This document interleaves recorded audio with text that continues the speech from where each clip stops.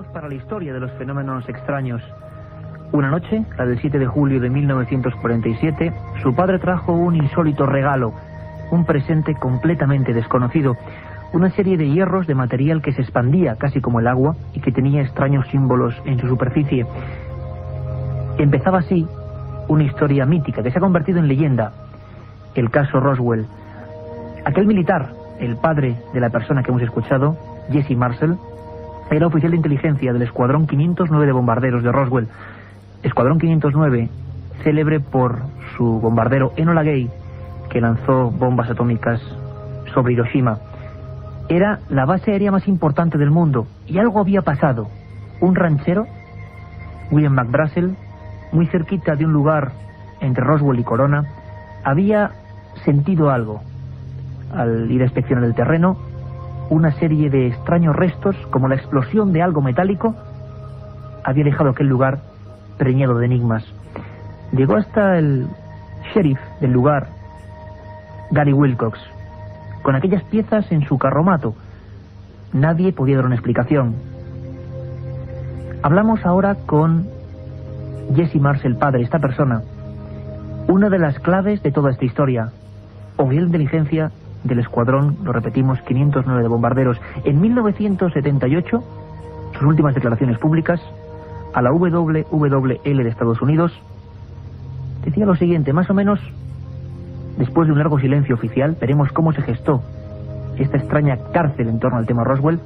Decía que, bueno, recordaba entre luces y sombras algo muy raro que no le permitieron contar. Fue el primer militar que tuvo quizá entre las manos, hoy vamos a intentar descubrirlo, un material de procedencia extraterrestre. Escuchamos a Jesse Marcel. Me sorprendió lo que vi. Tantos restos esparcidos sobre una extensa zona. Me llevó un tiempo darme cuenta de que en todo esto había algo raro. Cuanto más veía los fragmentos, más evidente se me hacía que me hallaba ante algo desconocido. Traté de quemar los restos, pero no ardía. Intenté romperlos, pero no lo conseguí. Si se trataba de un asunto militar, no habría ningún motivo para ocultarlo tanto tiempo. Y si era una nave espacial, sería otro motivo para mantenerlo oculto hasta que nosotros hubiéramos averiguado algo más. Creo que en este asunto no se ha dicho toda la verdad. 55 años después, nuevos documentos, informaciones hablan del asunto de Roswell. Algo cayó en el desierto de Nuevo México, un nuevo mito, quizá para lo que es las leyendas del mundo moderno del siglo XX, o una realidad de la que no se nos ha contado, como decía este hombre, toda la verdad. Lo cierto es que Walter Haut, coronel de la base, obliga a realizar un histórico parte de prensa y de radio. Hemos recuperado, gracias a la labor de Carmen Porter, el extracto de ese 8 de julio del 47 histórico, en el que todas las radios norteamericanas, con su sonido peculiar, hablaban de un platillo volante estrellado y recuperado por la USAF. Escuchamos. Headline edition, July 8, 1947. The Army Air Forces has announced that a flying disc has been found. Titulares del 8 de julio. Algo se ha encontrado en el desierto de Roswell, el ejército lo tiene en su poder, creemos que es un platillo volante. Este es el tema de esta noche y de la madrugada. Un asunto especial que nos habéis pedido constantemente a través de nuestro correo electrónico. Comenzamos el viaje. Un equipo, como siempre, el mejor: Katia Rocha, Carmen Porter, Carlos Barroso, este que os habla Iker Jiménez, y nuestro dúo técnico de lujo, como siempre, Javier Rodríguez, Antonio Bravo. La otra realidad, Milenio 3, en la cadena SER.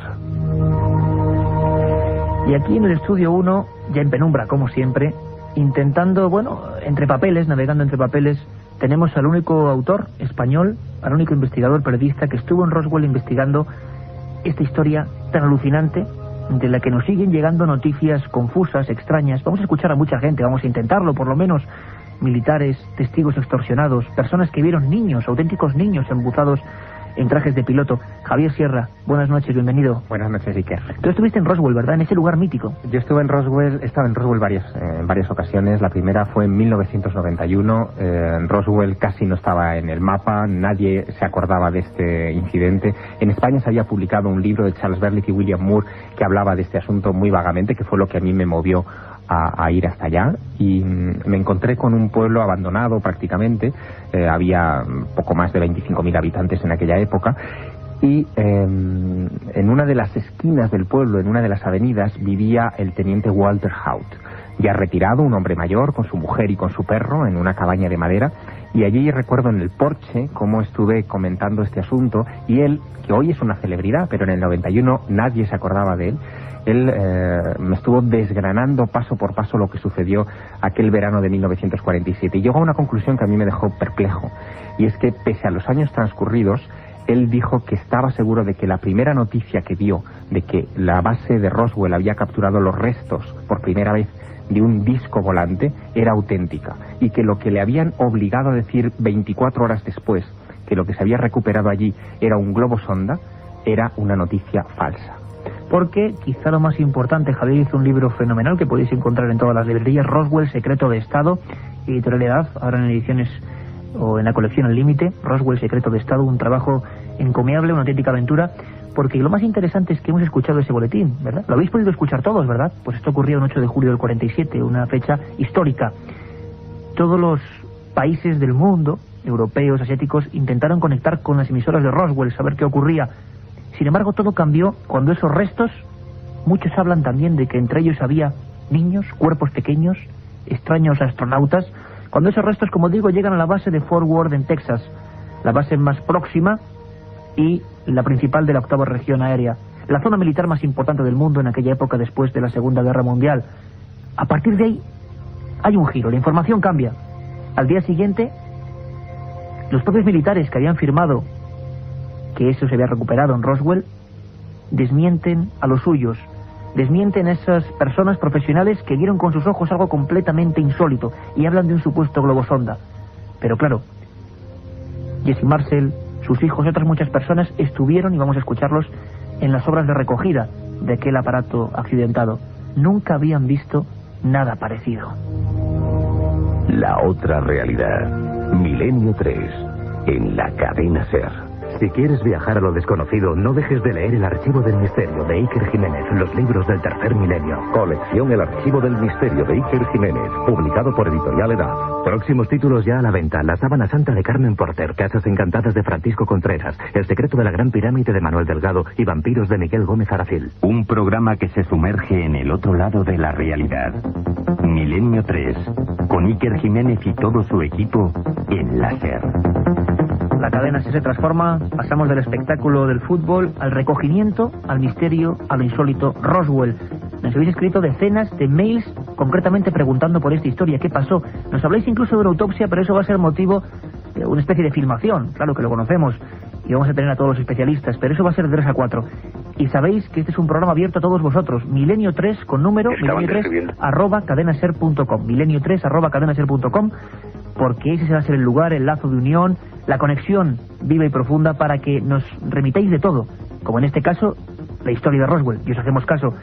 Un nuevo menú de 3 a 4, ¿verdad, Carmen? Buenas noches, Iker. Pues sí, esta madrugada hablaremos de todo lo ocurrido en torno a la célebre película de las autopsias de Roswell, que conmocionaron al mundo en 1995. ¿Se trató de un fraude o fue una rotunda realidad? No os lo perdáis, porque además contaremos con sorprendentes documentos y conectaremos con Washington, donde se encuentra el corresponsal de la cadena SER, Javier del Pino, para contarnos cómo está el tema en la actualidad. Y como siempre, Iker, nuestras secciones: las conspiraciones, la historia perdida, las leyendas urbanas de Katia Rocha, el informativo, biblioteca de Milenio 3 y mucho más. Un sinfín de cosas, un menú distinto de 3 a 4, nuestra segunda cita.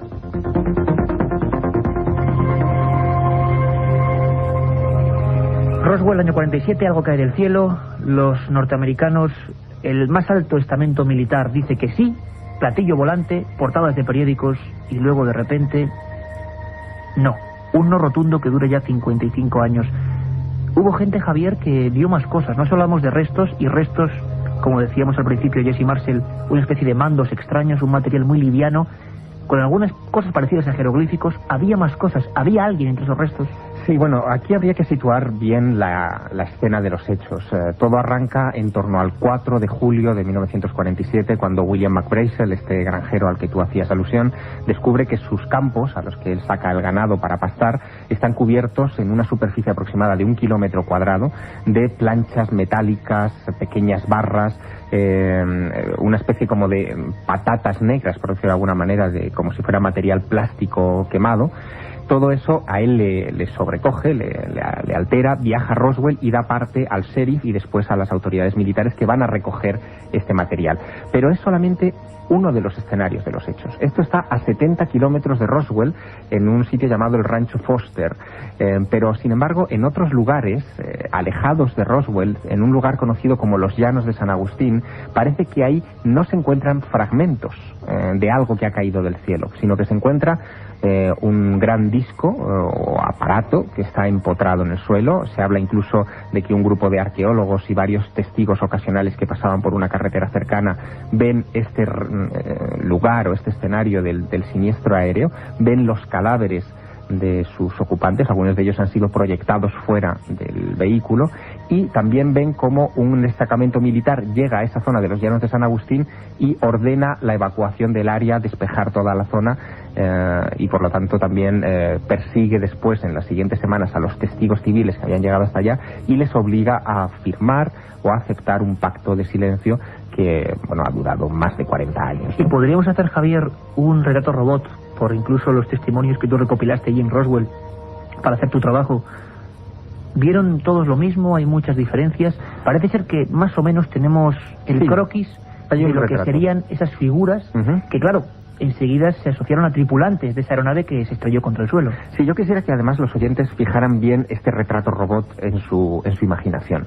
Se trataba de criaturas de pequeño tamaño, de aproximadamente 1,20 m, de piel grisácea, complexión corporal muy frágil, muy débil, muy delgados, con gran cabeza y unas manos con los dedos, especialmente el índice, muy alargado. Incluso algunos hablan de que existía una especie de telita como la que pueden tener los anfibios entre algunos de esos dedos. Y digo que quiero que los oyentes fijen muy bien esta imagen porque todos los testigos que hablaron antes de 1995 de lo que ocurrió en Roswell describen así a esos tripulantes. A partir del 95 surge esa película de la que hablaremos en la madrugada, en la que el extraterrestre al que se le practica la autopsia no tiene nada que ver en su aspecto con esta primera descripción o descripción primitiva de los humanoides. De todos los testimonios, no obstante, a mí el que más me sobrecoge y que incluso fue reinvestigado, reencuestado por la Fuerza Aérea de los Estados Unidos en los años 90 del siglo XX, fue Glenn Dennis. Glenn Dennis era un joven oficial de la única funeraria que había en Roswell, la funeraria Ballard. Él, aquel 8 de julio del 47, recuerda cómo el teléfono de su oficina suena. Es alguien, un oficial de la base aérea de Roswell, que le pregunta si en la funeraria tiene féretros para niños, porque ha habido un accidente y necesitan unos cuantos féretros de niños. A Glenn Dennis le sorprende mucho esa petición porque la base militar de Roswell en el año 47 era una base que tenía armamento atómico, no vivían familias dentro, solamente soldados y oficiales, varones, adultos, y que se hablara de la necesidad de féretros herméticos para niños le llamó mucho la atención. Después, un incidente que ocurrió unas pocas horas más tarde, en el que una enfermera de Roswell se cruza con él en la base porque hubo un accidente de coche y él tuvo que ir inmediatamente al interior de la base. Pues se cruza con esa enfermera en los pasillos de la base. La enfermera está muy alterada, le dice que quiere verle, que quiere contarle algo, y le cuenta, esta enfermera, lo que ha visto. Y le habla de estos mismos cuerpos de pequeño tamaño, de dedos alargados y de grandes ojos oscuros. ¿Y para ellos pedían esos ataúdes? Probablemente. Y es que algunas personas, incluso hoy, después de tantos años de investigación, de silencio, Javier nos contará además los últimos datos que el gobierno norteamericano ha desclasificado en torno a esta historia de Roswell, porque sigue la polémica. Pero hay personas, expertos, por ejemplo, en la historia de la aeronáutica, como Francisco Mañez, que incluso, pensaron que la teoría o la realidad era otra bien distinta. Nada que ver con extraterrestres, sino con pruebas puramente terrestres, pero no por eso menos tenebrosas. Habla de una zona, la de los Álamos, realmente con un macabro prestigio, hay que decirlo, en operaciones con cobayas humanos, con personas.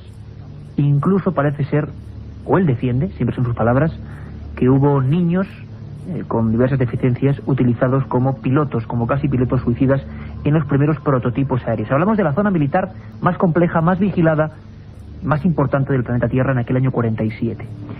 Francisco Mañez, que realizó un trabajo titulado Historias aeronáuticas que nos hicieron creer en ovnis, una historia bastante escéptica para con los que crean en la hipótesis de los extraterrestres, hablaba de, bueno, niños pilotando esa nave, y por eso tantos testigos describían algo, pues bueno, que realmente parecían infantes, con trajes muy complejos y eso sí con grandes cráneos. Escuchamos ahora a Francisco Mañez. Que estaban describiendo en realidad cadáveres de niños, y para decirlo me basé en las descripciones de los propios testigos. Casi todos ellos eran gente que nunca habían visto un cadáver, eso es lo primero, y lo vieron en un accidente, y empezaron todos a describirlo y a compararlo con niños. Todos dicen, tenían la estatura de niños, la piel como niños, la mano como niños. Los ufólogos tradujeron estas características a un extraterrestre bajito, de 1 metro, una cosa así. Empecé a rascar, a mirar concretamente lo que estaban diciendo estos testigos, y me di cuenta de que lo más probable es que estuvieran describiendo algo, si no eran niños, algo muy similar a niños, un experimento muy extraño tal vez. Precisamente allí a Los Álamos se estaban llevando niños con deficiencias físicas y psíquicas para ser sometidos a experimentación. Ahora ya es muy conocido por los investigadores y los historiadores que en esos años, y más concretamente empezó en el año 47, eran transportados a Los Álamos en avión niños para ser inyectados con materiales radiactivos y luego comprobar cómo se desarrollaba o qué tipo de enfermedades desarrollaba la radioactividad. Estamos hablando de unos años que todo esto era completamente nuevo. La radioactividad no era ni conocida prácticamente. Bueno, un tema tremendo de ser cierto, Javier.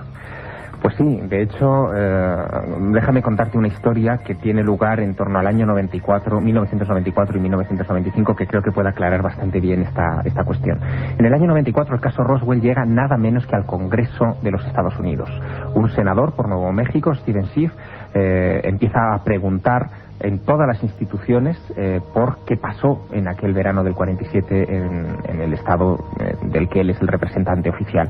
Y al ver que no tenía respuesta, que todo era muy secreto, muy cerrado y que nadie le ofrecía ninguna documentación, lleva este asunto, fíjate que argucia, al Tribunal de Cuentas de los Estados Unidos, que es lo que allí llaman la General Accounting Office, la Oficina General de Cuentas, para que esta oficina investigue, haga una auditoría a todas las instancias del gobierno, incluyendo los servicios de inteligencia, sobre en qué se gastó el dinero de los contribuyentes en aquellas fechas del 47 en torno al caso Roswell.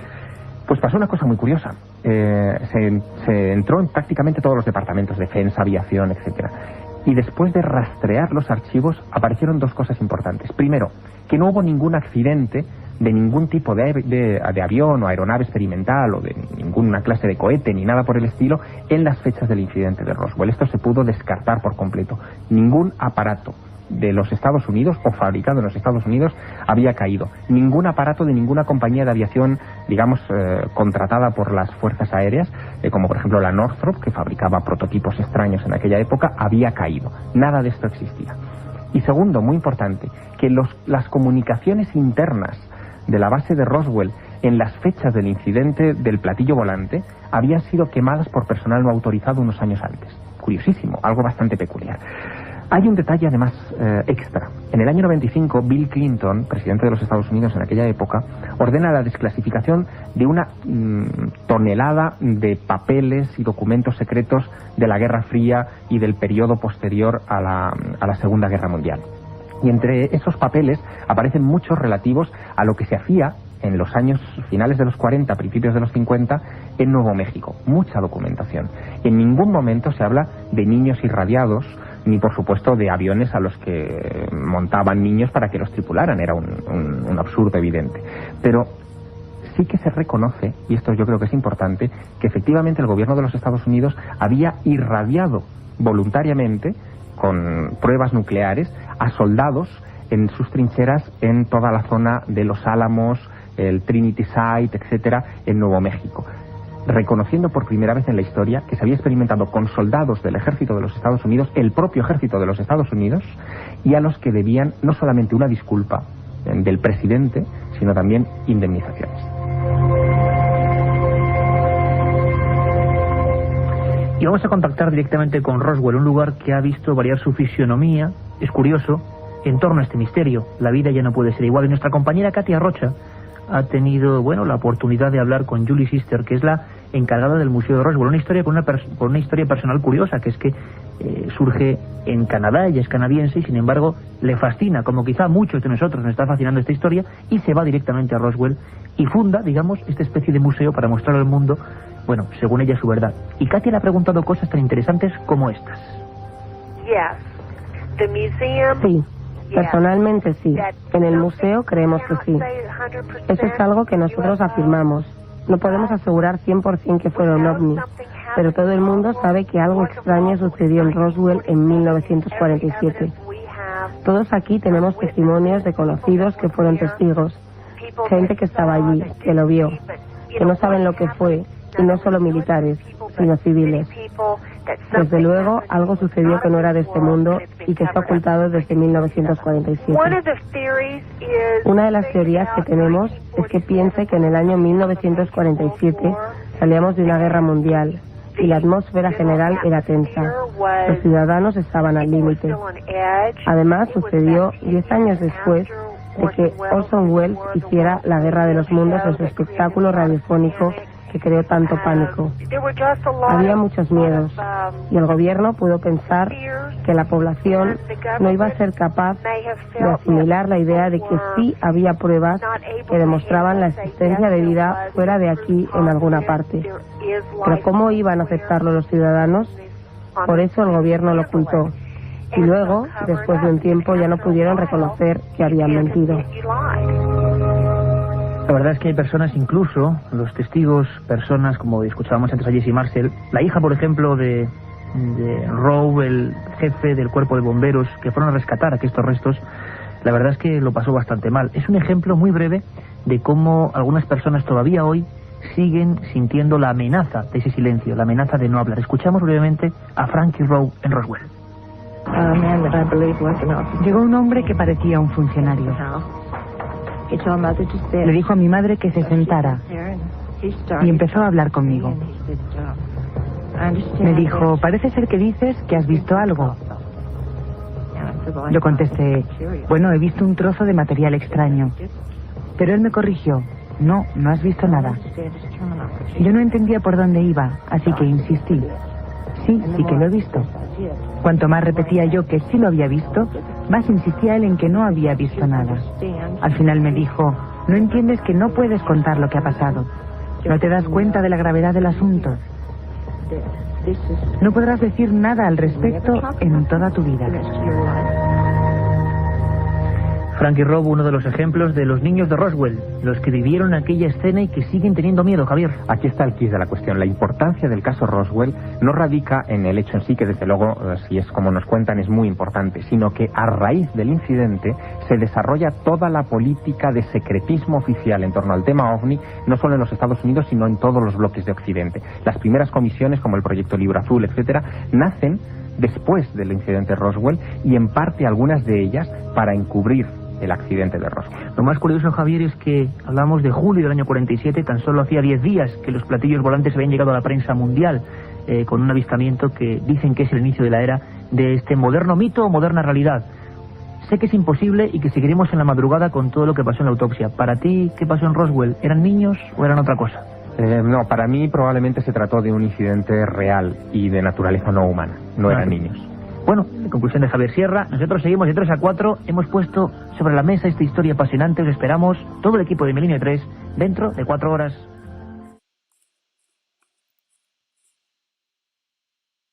Y comenzamos Milenio 3, nuestra segunda opción, segundo menú, segunda propuesta que la cadena SER os realiza a todos para que os unáis. Os unáis persiguiendo el misterio, lo desconocido, lo insólito, la investigación. Un amplio equipo de profesionales, Carmen Porter, Katia Rocha, Carlos Barroso, este que os habla Iker Jiménez, y a los mandos de esta nave que surca ya el espacio sideral, don Carlos Nicolás. Y la verdad es que hoy, bueno, un montón de correos electrónicos, siempre lo digo, milenio3@cadenaser.com, milenio3 con número @cadenaser.com. Podéis empezar también a escribir ahora para que Carmen Porter seleccione al final de la madrugada algunos de vuestros mensajes. Muchísimos ya antes del programa, porque Roswell ha sido un tema, bueno, desde que el día 1 de junio empezamos este programa. Carmen Porter, buenas madrugadas. Buenas madrugadas. ¿Tú sabías que este es el programa número 60? Pues sí, algo me suponía. Número 60, fíjate, parece mentira, parece que fue ayer cuando el 1 de junio nos poníamos a trabajar. Claro, ya desde octubre son 2 programas a la semana, 2 emisiones, pero número 60, número redondo. Mira, de aquí tenemos que celebrar muchísimos más, incluso cumpleaños, que seguro que con la ayuda de nuestros oyentes que nos están siguiendo, celebraremos, si Dios quiere, muchísimos más cumpleaños. Ojalá.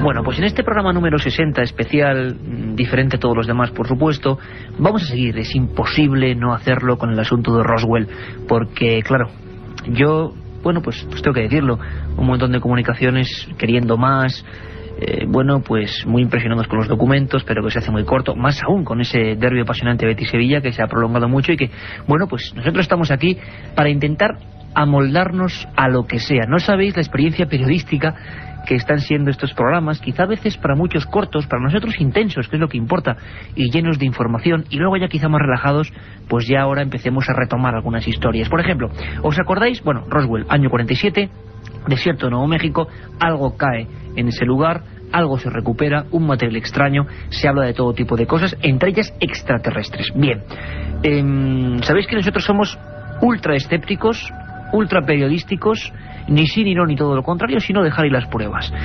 Y había un hombre, Francisco Máñez, Paco Máñez, experto en aeronáutica, ha hecho un magnífico trabajo sobre la historia de la aeronáutica y los posibles prototipos que podían identificarse con ovnis. Nos va a dar una pequeña sorpresa, la hemos guardado para la madrugada, una pequeña sorpresa importante, porque es un último informe del FBI, lo damos ahora a las 3:08. Esto es Milenio 3, la cadena SER. Ha habido una última noticia. 3 años después de aquel 47, en el año 50, hubo al parecer informes del FBI sobre un caso parecido. Escuchamos a Francisco Máñez. Y de eso os puedo dar una pequeña primicia. Hemos localizado un documento del FBI, esto hace 4 o 5 días, fin de semana pasado. Un documento del FBI donde un agente en el año 50 informa a su superior sobre el accidente en Nuevo México. No habla de Roswell, pero habla del accidente de 3 aeronaves, 3 platillos volantes, concretamente en Nuevo México, y describe de nuevo a los tripulantes. Dice que cada aeronave llevaba 3 tripulantes de 1 metro de estatura, con un traje plateado muy pegado al cuerpo y otro traje encima que le recordaba a lo que los pilotos de altas velocidades, como llamaban en aquella época, trajes de presión, llevaban. Claro, hoy, cuando ya han pasado 50 años, aquellos trajes ya no se utilizan. ¿Cómo es posible que aquellos extraterrestres, supuestos extraterrestres, utilizaran la tecnología que estaban utilizando los humanos hace 50 años? ¿Cómo es posible, Carmen Porter? Paco Máñez nos habla de ese informe en el año 50, de niños vestidos con trajes de protección de aviadores, pero trajes que ya han sido superados. Es decir, si aquellos eran extraterrestres, ¿cómo es posible que llevaran prendas que bueno, que ya nosotros los humanos hemos avanzado tecnológicamente? ¿Podrían ser niños quizás? Javier Sierra decía que no, pero a mí me deja un poco... Y niños también, ¿para qué iban a utilizar niños en un experimento? Si era una nave experimental, humana, completamente humana, también ¿por qué iban a utilizar esos niños? ¿Tú cómo te quedaste cuando viste la famosa autopsia? Pues la verdad, para mí desde el primer momento yo creía que eran muñecos. A mí me parecieron que no se trataba de seres ni de otro planeta, ni de tipo terrestre en ningún modo, por supuesto, y que esa autopsia era un fraude. Podríamos conectar con Washington quizás, ¿no, Carmen? Pues sí, allí tenemos a Javier del Pino, que nos va a contar lo último, la actualidad de lo que está sucediendo en Roswell. Hay 2 teorías y parece que las va a haber siempre. Una, que el caso Roswell sea un montaje barato. Otra, que sea una tapadera. Se hablaba de 2 cadáveres de extraterrestres recuperados en esa zona. Otros decían que eran 4, con una cabeza desproporcionadamente grande. Casi 50 años después se difundió por televisión la supuesta autopsia de esos extraterrestres. El aspecto del presunto alienígena de la película concuerda con las descripciones de algunos testigos de aquel caso Roswell, testigos militares incluso. Algunos dicen que los cuerpos tienen un aspecto tan plastificado como falso, pero suficientemente difuso como para permitir cualquier especulación y alimentar todavía las 2 teorías, que fue un montaje, quizá una broma, o que el incidente es el incidente extraterrestre peor ocultado en la historia militar de Estados Unidos. La otra realidad. Fenómenos extraños. Misterios sin resolver. Milenio 3. En la SER. Bueno, año 95, Ray Santilli, un productor, algunos dicen que de escasa catadura, no lo sabemos, intenta comprar un material filmográfico. Él perseguía unas primeras tomas de Elvis Presley en un instituto y de repente se encuentra con un supuesto cámara que le ofrece esta primicia mundial. Todos nos preguntabais la conexión entre el caso Roswell y la grabación. Creo que quizá lo más interesante, lo mejor, es volver a tener aquí entre nosotros a don Javier Sierra, que nos lo va a explicar perfectamente. Vamos a charlar para saber, qué ocurrió, qué pasó, fraude o no, muñeco, niño con porfiria, se llegó a decir, verdadero ser de otro mundo. Javier Sierra, buenas madrugadas. Buenas madrugadas. Año 1995, una misteriosa autopsia. La conocemos porque en España un canal privado, Antena 3, emitió aquellas imágenes. En el resto de Europa, tú lo cuentas en tu libro, en Roswell, Secreto de Estado, que además era el libro que vamos a comentar en nuestra biblioteca después. Hablas de 9 millones de audiencia, rozando los 9 millones en Francia. Hablas de unos 6 millones en el Reino Unido. En España también la expectación se rondaron los 3 millones. Sin embargo, la historia es más compleja. Tú asistes a una premier, podríamos decir, a unas primeras imágenes. Te indignas también porque crees que empieza a haber negocio. Brevemente, pero ¿cómo fue? ¿Cómo tomas contacto tú con esta historia de la autopsia, supuesta autopsia de ese cadáver alienígena de Roswell? Bueno, la película de las autopsias se emitió fragmentadamente en septiembre de 1995 por Antena 3 Televisión. Pero yo había tenido ocasión de ver las primeras imágenes en junio en la República de San Marino, una república independiente al norte de Italia, donde los productores de televisión británicos que habían conseguido ese material, pues nos la mostraron a un grupo de periodistas. En realidad lo que nos enseñaron fueron una serie de fotogramas estáticos de la famosa filmación de las autopsias y nos mostraron también, digamos bajo cuerda, otro fragmento muy extraño que no tenía nada que ver con esas imágenes, de lo que ellos llamaban la exploración in situ o la filmación de la tienda de campaña, en la que se veía a un par de médicos en un ambiente muy cerrado, muy borroso, probablemente en el interior efectivamente de una tienda de campaña, sacando material, no se sabe si textil o biológico, de una criatura que estaba tumbada en una camilla y que se iluminaba la escena con un candil. A mí me provocó aquello una sensación un tanto extraña. No quería que nadie entrara cámaras fotográficas ni de vídeo. ¿Te confiscan una cámara? Me confiscan una cámara a la entrada. Yo quería colarla de Strangis, pero los carabinieri me localizan esa cámara escondida. Enseguida hay un montón de trabas para que esas fotogramas se entreguen. Habían vendido la exclusiva a una revista francesa llamada VSD, que es una especie de interview galo, donde las fotografías se publicaron en portada y desataron una enorme polémica en el país vecino. En fin, todo olía mucho a montaje. A mí hubo algo que me preocupó desde el principio mucho y que yo reflejo en mi libro, y es que esto no aparece por casualidad. La historia es que un productor de televisión llamado Ray Santilli viaja a los Estados Unidos para entrevistarse con un cámara que había sido cámara militar, pero al que iba a comprarle un material que nada tenía que ver con ovnis, ni con Roswell, ni nada por el estilo. Un tal Jack Barnett que había filmado a Elvis Presley en una de sus primeras actuaciones en un instituto. Él fue a comprar ese material y de paso Jack Barnett le dice que tiene otro tipo de filmaciones, 16 rollos de película escondidos desde hace años en su casa, que él pudo copiar o robar, no queda la cosa muy clara, cuando él trabajaba como cámara de la Fuerza Aérea de los Estados Unidos, en la que se mostraban fragmentos de una autopsia a una criatura que se había estrellado en Roswell en junio de 1947, no en julio, que es un poquito antes. Un poquito antes, según él. Bueno, la cosa se complica extraordinariamente por lo siguiente, porque esta película nadie la había mencionado jamás. No hay ningún testimonio en estos casi 50 años que hubiera mencionado la existencia de una filmación de una autopsia, ni siquiera la realización de una autopsia. Así que aparece como de la nada, fuera de contexto, y para colmo, las criaturas que aparecen, son dos las filmaciones de autopsias. Las dos criaturas que aparecen en las dos filmaciones, una muy conocida y la otra que todavía no se ha emitido, no tienen nada que ver con lo que describieron los testigos en 1947 en Nuevo México. O sea, son completamente distintos a lo que, digamos, aseguraban los testigos? Sí, porque la película de las autopsias muestra una criatura de vientre voluminoso, de aspecto muy humano, con polidactilía, con 6 dedos en manos y en pies, cuando los testigos de 1947 hablaban de una criatura escuálida, de piel gris, gran cabeza, muy pequeña, más pequeña que la que aparece en la película o en las películas de Santilli, y con 4 dedos.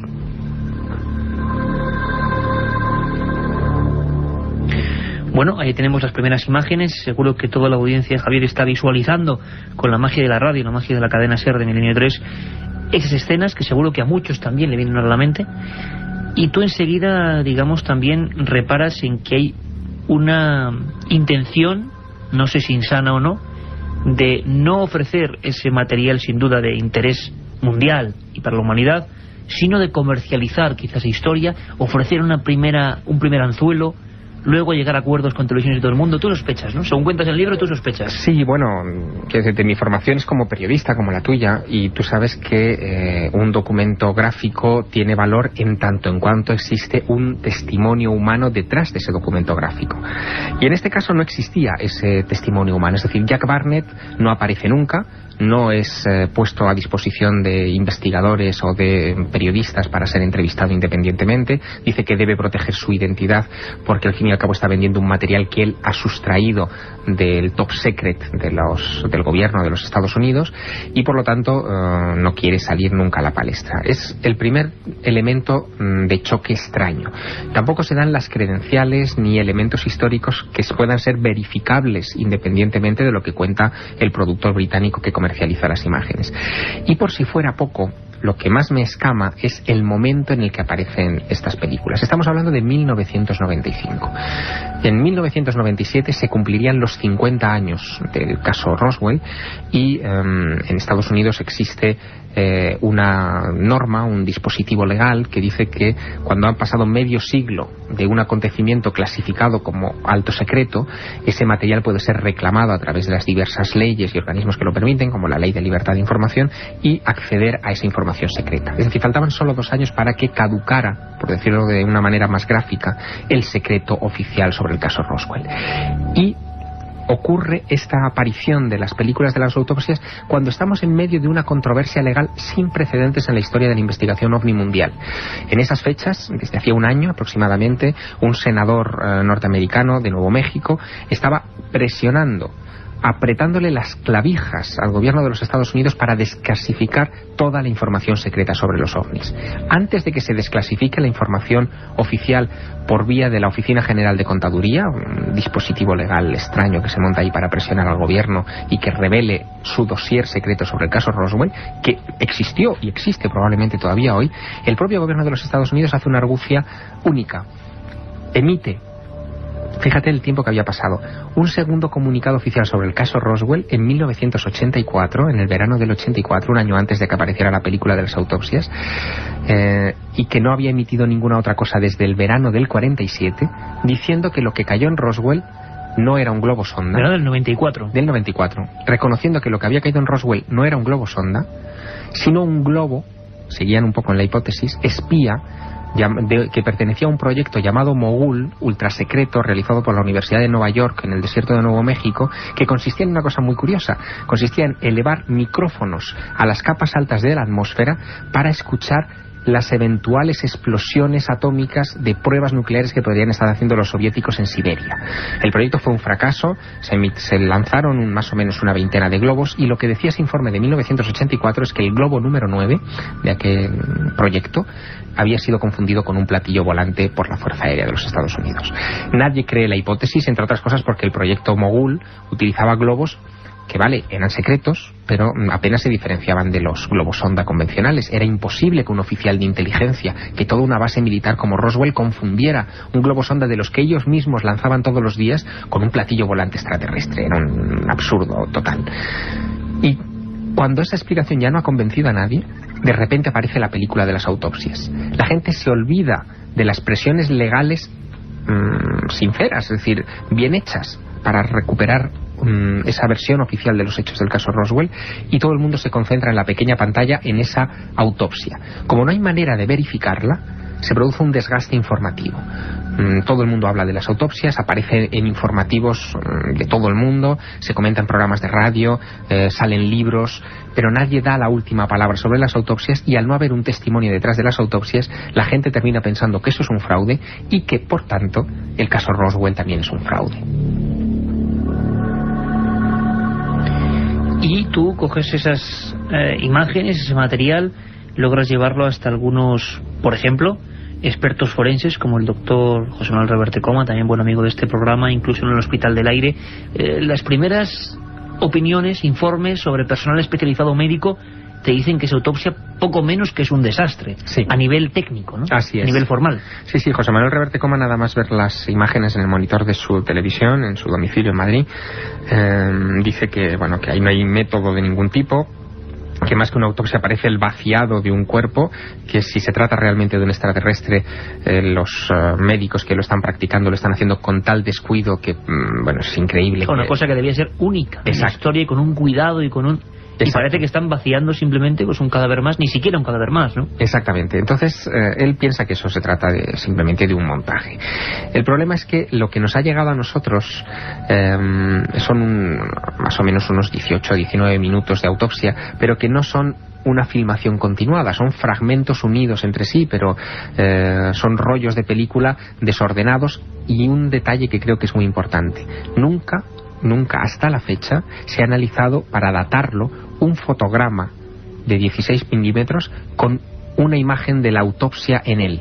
Es decir, siempre se han dado colas de película donde no había ningún tipo de imagen para analizar, pero nunca un solo fotograma con el marciano, por decirlo de alguna manera. Se cuenta en su día, Javier, que es una de las partes de la gran polémica y de los informes que las agencias de prensa difunden por todo el mundo, y es que la prestigiosísima casa Kodak había, en un primer momento se dice, oficialmente admitido que, bueno, que era un rollo del 27-47, que sería la fecha clave para todos nosotros, o del 67. Pero claro, lo que se entrega no es una filmación con las imágenes del extraterrestre, podría ser cualquier otra filmación, ¿no? Claro, se entrega lo que se llama una cola de película, es decir, aquello que se utiliza para engancharlo en la bobina y proyectarlo, no en sí la propia película con imágenes de la autopsia. También hay otro detalle que ha surgido en estos últimos años, porque sobre esto ocurrió en el 95, pero del 95 al 2003 pues han ocurrido muchas cosas, ¿no? Y uno de los detalles que también ha puesto el dedo en la llaga en todo este asunto es que ya se sabe que esa película que yo vi en San Marino de la autopsia en la tienda de campaña, esa oscura que nos enseñaron y que no tenía nada que ver ni en su escenografía ni en los personajes que aparecen en ella y tal, con la famosa película de las autopsias, es un fraude. Se sabe que es un fraude, se conocen los actores que perpetraron ese fraude, se sabe que Ray Santilli la comercializó ex profeso para sacar dinero, pero que no pertenecía al lote supuestamente obtenido de Jack Barnett. Con lo cual... Pero esto quizá sea decir demasiado, ¿no? Bueno, en el sentido de que, por lo tanto, puede que invalide el resto de las películas también. Hombre, hasta la fecha, desde luego, yo creo que lo pone bastante en cuarentena. Mi óptica es que todo este asunto de la película de las autopsias fue un programa de desinformación, de intoxicación para desacreditar el caso Roswell 2 años antes de que se produjera esa desclasificación legal o natural de la información sobre el incidente, y cuando llegó el año 97 nadie se preocupó de reclamar esto. En el año 97, no obstante, ocurrió algo.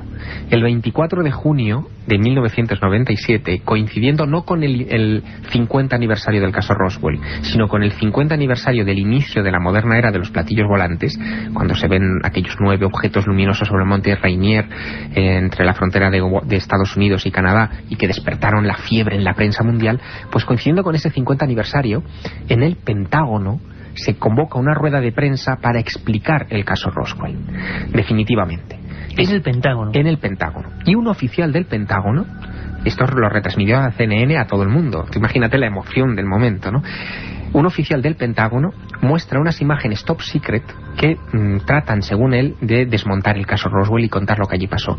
Ya no van a la hipótesis mogul del globo este secreto, van a rizar el rizo. Quieren explicar por qué hubo tantos testigos, como comentábamos en el programa de la noche, por qué hubo tantos testigos que hablaban de humanoides, de pequeñas criaturas cerca de un disco siniestrado.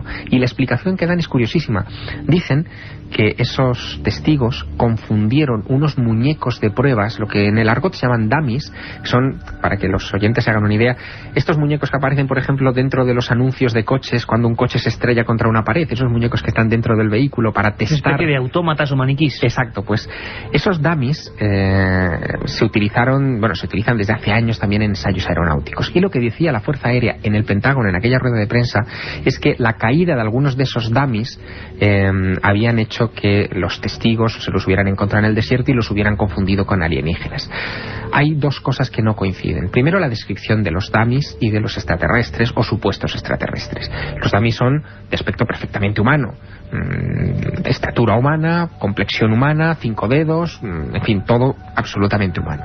Pero la segunda cosa que no coincide es verdad que la Fuerza Aérea probó con muñecos dummies en el desierto de Nuevo México, lanzándolos desde grandes alturas para saber si un paracaidista podría lanzarse desde un avión, por ejemplo, a 10.000 metros de altitud y llegar a tierra sano y salvo. Es el propósito de esos test. Pero esos test se condujeron entre 1953 y 1959. Y el caso Roswell, por si hace falta subrayarlo una vez más, es de 1947.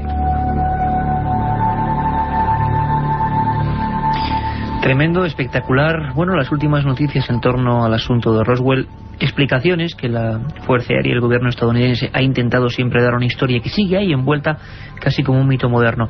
Yo sé que es difícil dar una conclusión, y más en estos temas, y más entre periodistas, pero Javier, tú has estado allí, eres el único investigador español que ha estado indagando en esta historia, luego comentaremos además el libro en la biblioteca, como hemos dicho antes, un gran trabajo. Tú hablabas en la primera media hora de posiblemente un accidente con una procedencia no humana.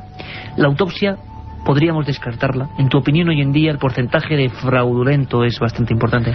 Bueno, no hay pruebas para decir que la autopsia es un fraude o para decir que es auténtica, pero dadas las circunstancias en las que aparece, la falta de transparencia informativa que ha habido sobre este asunto, la utilización absolutamente comercial o mercantilista, la negativa incluso, porque tú lo comentas, a esos productores, Santilli y compañía, a ofrecer el rollo entero, los rollos enteros, para que la Kodak haga un análisis en consecuencia. Exacto. Eso, por ejemplo, es muy sospechoso, ¿no? Sí, todo ese tipo de indicios a mí me permiten colocar el asunto en la balanza y decir que en un 85 o 90% yo creo que la autopsia, primero, no es vinculante al caso Roswell, y segundo, probablemente es un fraude, y en un 5% dejamos esa duda abierta en tanto en cuanto aparezcan las pruebas contrarias que puedan demostrar su autenticidad, aunque yo sospecho que esto no va a suceder. En titulares han quedado para siempre, al menos en este país, relacionados con Roswell: alto secreto, secreto de Estado. Gracias, Javier, por el entusiasmo y por traernos los últimos documentos, y ojalá algún día sepamos algo más, ¿no? Ojalá, yo seguiré buscando, desde luego. Gracias, Javier. Hasta pronto. La otra realidad. Milenio 3. En la cadena SER. Si quieres viajar a lo desconocido, no dejes de leer El Archivo del Misterio de Iker Jiménez, los libros del tercer milenio. Colección El Archivo del Misterio de Iker Jiménez, publicado por Editorial Edad. Próximos títulos ya a la venta: La Sábana Santa de Carmen Porter, Casas Encantadas de Francisco Contreras, El secreto de la Gran Pirámide de Manuel Delgado. Cuenta la leyenda que antes de que los romanos llegaran a Talavera, la población se consideraba descendiente de los supervivientes de la Atlántida, quienes al sufrir un tremendo desastre se trasladaron desde la antigua ciudad de Atlantis, hundida en los mares, por la costa de Portugal hasta el estuario del río Tajo. Desde allí penetraron por el río hasta fundar la ciudad de Acuís. Los atlantes trazaron una red de túneles por toda la villa y allí ocultaron sus tesoros. Debido a un terrible terremoto, el río Tajo cambió de curso, deslizando su cauce más al sur, con lo cual gran parte de la ciudad quedó sumergida. Sin embargo, lo que más sufrimiento causó entre los atlantes fue la inundación de casi todos los túneles y la consiguiente pérdida de todas sus riquezas.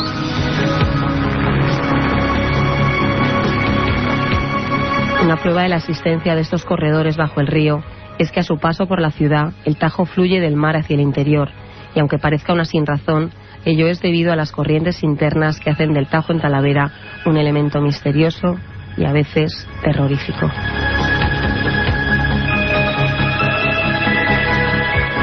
En el año 1940, una vez terminada la Guerra Civil, un grupo de artificieros del ejército se personó en una casa de la Ronda del Cañillo para verificar un túnel en el que durante la guerra civil los habitantes del barrio se habían refugiado de los bombardeos republicanos. Cuando los militares salieron, muchos de ellos horrorizados de lo que habían visto, comunicaron al Ministerio de la Guerra su secreto y procedieron a sellar el bloque de piedra que daba acceso a los túneles.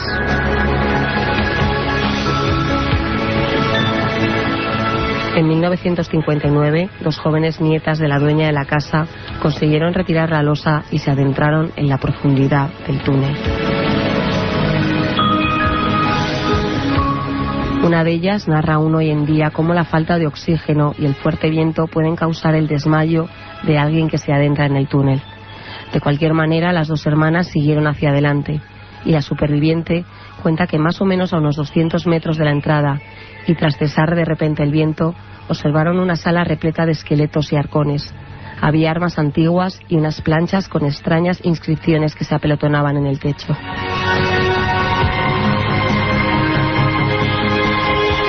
Luego oyeron unos ruidos y pudieron ver a unos hombrecillos muy pálidos y con los ojos enrojecidos que las miraban desconfiadamente.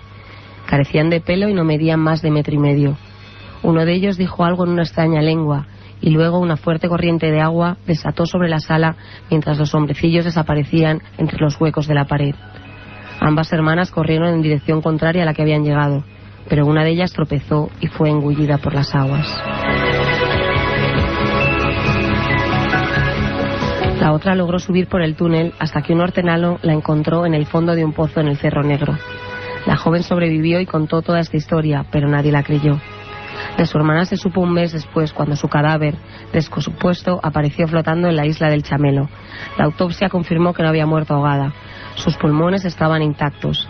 Tenía por todo el cuerpo unas marcas como de pequeños dientecillos afilados de diferentes tamaños por donde le habían extraído toda la sangre de su cuerpo.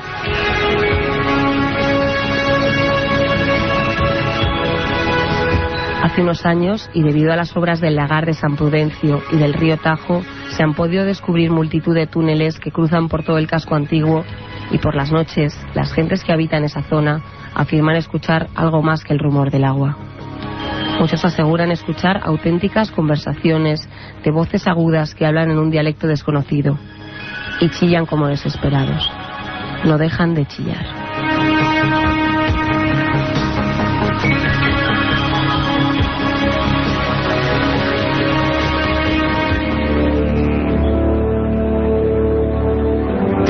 Don Carlos Nicolás, que nos sonreía desde su control, casi como la nave Enterprise, lleno de mandos, de regletas, de pantallas de ordenador, y nos sonreía porque todos aquí nos quedábamos impactados a estas horas.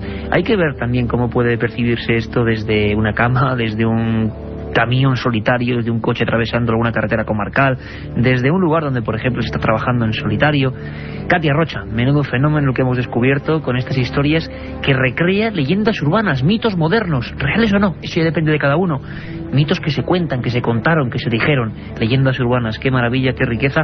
Y ahora seguimos con esa cultura que representa nuestro pasado, el pasado lleno de sorpresas de este país y de otros, con los libros. Abrimos ya la biblioteca de Milenio 3. La biblioteca de Milenio 3. Y lo hacemos y rápidamente con un libro que hoy ha colapsado, digamos, la actualidad informativa de Milenio 3. No podía ser otro. Colección al límite, editorial Edad, Roswell, Secreto de Estado. Roswell, Secreto de Estado. Autor, Javier Sierra.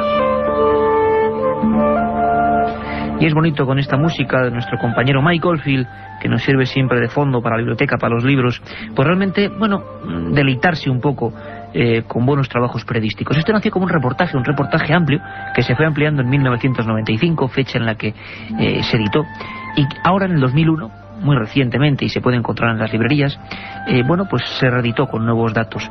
Una investigación maravillosa, una investigación que, bueno, no concluye al final, como casi todas nuestras investigaciones, pero que arroja todos los datos, todas las imágenes, no solo de la autopsia, de la que hemos hablado esta madrugada, sino de todo lo que pasó en torno, sin duda, a uno de los más enigmáticos casos de la historia de los ovnis, con la repercusión de aquellas primeras fotos que Javier publicó en la revista Año Cero en su época, con portadas de Cambio 16 enteras, con el VSD la gran revista Magazine de Francia y sobre todo con la reencuesta de testigos, como hoy hemos podido escuchar de 10:30 a 11. Nuestra recomendación: Roswell, Secreto de Estado, Editorial Eraz. Y Carmen nos viene hoy con un clásico y con un personaje clásico, don Salvador Freixedo, jesuita e investigador, ex religioso y escritor de lo extraño. ¿Qué nos traes, Carmen? Pues esta noche traigo Extraterrestres y Religión. Menudo cóctel. El autor, como bien has dicho, Salvador Freixedo. La editorial Diamond. Se publicó en 1980 este libro y pertenece a la colección Enigmas del Universo. Como siempre, Iker recojo unas palabras del autor que nos dice: quiero dejar bien claro que este no es un libro para demostrar la existencia de objetos volantes no identificados. De su existencia y aparición en nuestros cielos, ningún hombre de nuestro tiempo, sin prejuicios, puede tener la menor duda. Como bien decía Iker, Salvador Freixedo fue sacerdote, perteneció durante 30 años a la Compañía de Jesús y a partir de su rompimiento con esta compañía comienza a estudiar la fenomenología paranormal y publicar libros como el que estamos comentando esta madrugada. En esta obra, Salvador nos dice que el fenómeno religioso y los ovnis no son contrarios, sino que se complementan. También nos habla sobre la ocultación de los gobiernos en torno a los casos de ovnis o nos muestra referencias que, según él, aparecen en la Biblia y hablan de extraterrestres. Don Salvador Freixedo, un gallego de pro, que emigró a Puerto Rico, que realmente allí hizo toda una vida relativa a los jesuitas, y no es que rompiese, Carmen, directamente, sino que hubo un libro culpable, un libro que ya en aquella época, en aquel lugar, imaginaos lo que supuso solo con escuchar el título, año 71, si no recuerdo mal, Salvador Freixedo, y un libro, una especie de pequeño folleto que decía: mi iglesia duerme. A partir de ahí la expulsión del país y de la orden. Y a partir de ahí una vida íntegra, puede que quizá muy efusiva, muy crédula, quizá por ejemplo para el equipo de Milenio 3, pero llena, creo yo, de honradez. Un día quizá, Carmen, ¿verdad?, traigamos a Salvador Freixedo, hablemos con él, porque ya es toda una veteranía y un montón de experiencias buscando lo extraño. ¿Qué te parece? Seguiremos hablando también de sus libros, que tienen muchos y algunos de ellos muy interesantes. Y sin más preámbulo nos vamos a un lugar también veterano en leyendas, en misterios, en enigmas. En el viejo continente se habló de un diablo, de un demonio. Algo extraño, ¿verdad? Ese personaje también nos sirve, como ocurre siempre con los viajes de Carlos Barroso, para comprender toda una realidad, un entorno, una nueva maravilla, un turismo distinto. Les dejo con él, con nuestro viajero, que atraviesa el cañón de Avon.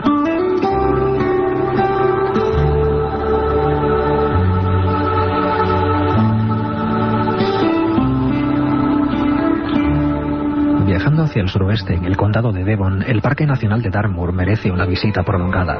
Es la zona sin cultivar más grande de Inglaterra. Son casi 1000 kilómetros cuadrados de brezal ondulado, con ríos, valles y altos picos de granito llamados tors, y caballos y ovejas salvajes.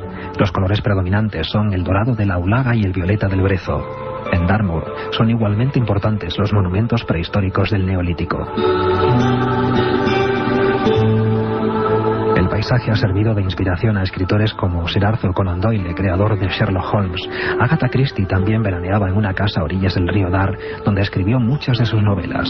Se pueden visitar casas históricas como Buckland Abbey, residencia de Sir Francis Drake, protegido de la reina Isabel I de Inglaterra y enemigo de Felipe II de España.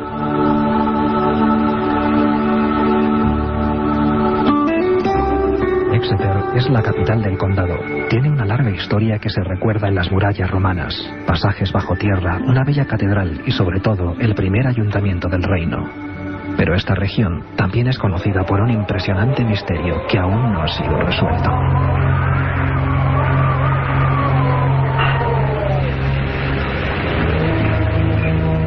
La mañana del 8 de febrero de 1855, los habitantes de 5 localidades del sur de Devon se despertaron comprobando que durante la noche había caído una intensa nevada. Sobre la nieve descubrieron unas misteriosas pisadas en forma de pequeñas pezuñas. Las huellas se extendían a lo largo de cientos de kilómetros. Lo extraño era que dibujaban una gran línea recta, como si la criatura que las hubiese dejado tuviera una sola pata.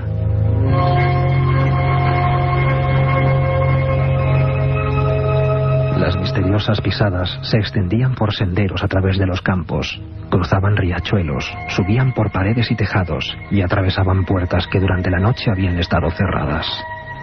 Presos del terror, los habitantes del sur de Devon llamaron a este fenómeno las huellas del demonio. Desde entonces, son pocos los que se atreven a salir de sus casas cuando cae la noche.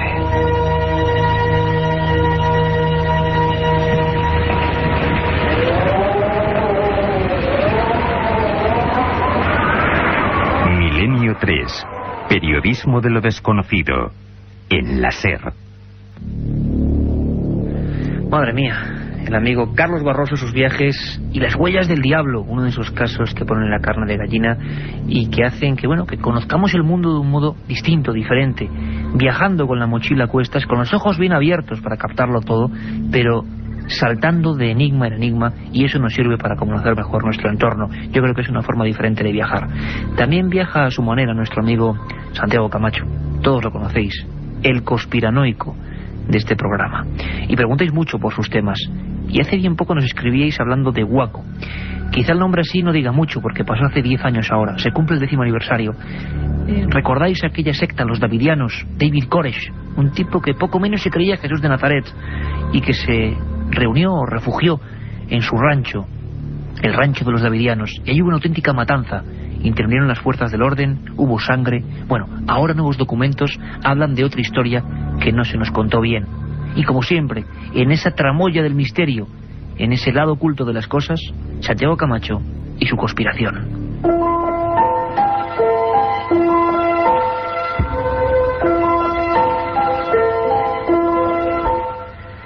El 19 de abril de 1993, las fuerzas combinadas de la ATF y el FBI asaltaban en Waco, Texas, el rancho en el que habitaban los miembros de una secta conocida como los Davidianos.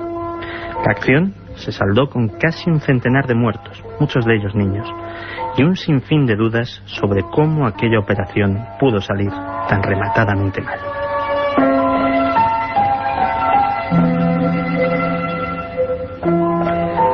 Todo había comenzado el pasado 28 de febrero, cuando la ATF, la Oficina de Alcohol, Tabaco y Armas de Fuego, forzada por su mala prensa y los insistentes rumores que apuntaban hacia su desaparición, decidió emprender una operación destinada a devolver a la agencia las primeras planas de los diarios: la detención de David Koresh, el líder de una peligrosa secta.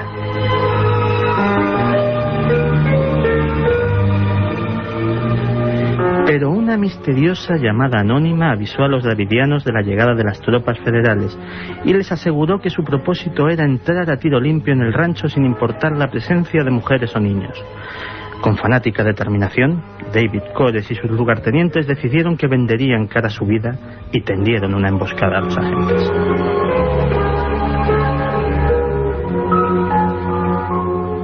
El asedio se prolongó durante casi 2 meses. Llama la atención la crueldad desplegada por las tropas federales. Se cortó el suministro de agua, electricidad y alimentos. No se permitió que fueran evacuados los niños. Noche y día, gigantescos altavoces emitían los chillidos de agonía de conejos degollados. El rancho de los davidianos se había transformado en el infierno.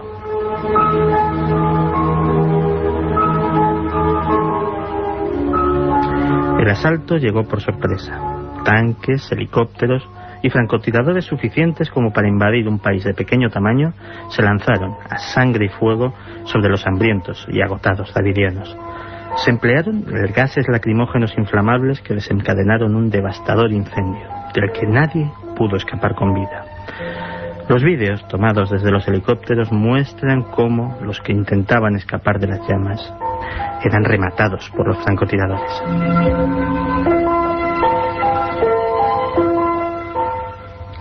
¿Y qué moraleja podemos sacar de esta historia?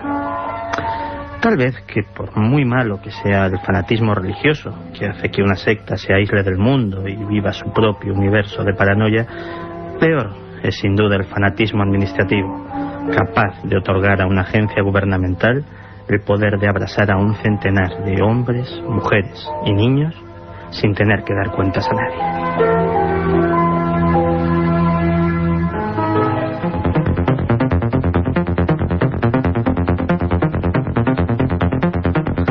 Don Santiago Camacho Hidalgo, un maestro de la otra información, ya sabéis su libro 20 grandes conspiraciones de la historia. Bueno, un hombre que sienta cátedra. Como decía antes, ese es un término que nuestro corresponsal en Andalucía puso de moda, o al menos a mí me gusta mucho, la tramoya del misterio, ¿verdad, Carmen? El otro lado de las cosas, lo que no se ve habitualmente, la cara oscura. Ahí está Santiago Camacho, el mejor cronista de esos mundos que puede uno imaginar. Y ya esta sintonía, sin duda alguna, significa noticias. Noticias y muchas, y ovnis a troche y moche, Carmen. Hemos dedicado el programa de la media hora a ovnis. Ahora también en la madrugada volvemos con Roswell. Y auténtica oleada. Exactamente. Y ahora en las noticias es que ha habido muchos ovnis en el mes de febrero. Durante este mes ha habido numerosos testimonios sobre objetos volantes no identificados que incluso en algunos casos han sido grabados. Muchos de estos avistamientos se han producido en Chile, como lo ocurrido el pasado día 28 de febrero. Ricardo Barrazac se dirigía hacia su trabajo a las 6 de la mañana cuando observó en el cielo un objeto luminoso, pulsante, que se movía rápidamente. Unos días antes, en la ciudad de San Bernardo, Claudio Pantoja pudo grabar una esfera blanca que sobrevolaba los cerros de la ciudad. Algo realmente inquietante y que quizás, se me está ocurriendo ahora, podemos contactar con nuestro corresponsal en Chile, Cristian Rifo, para que la semana próxima pues veamos esos testimonios de primera mano, porque es que es diferentes países también, ¿no, Carmen? No solo Chile. Pues sí, que también en Brasil el investigador Joseph Trainor informó que 2 ovnis plateados y esféricos que emitían luces multicolores y se movían en zigzag fueron observados en el estado de Bahía durante un apagón que se produjo a las 2:30 de la madrugada. Y de allí nos vamos hasta Japón, ni más ni menos, donde un observatorio se vio inundado de llamadas de personas que aseguraban estar viendo una enorme bola que cambiaba de color y se desplazaba rápidamente por el cielo, mientras se dividía en 3 partes para posteriormente desaparecer. Madre mía, Chile, Brasil, Japón y España.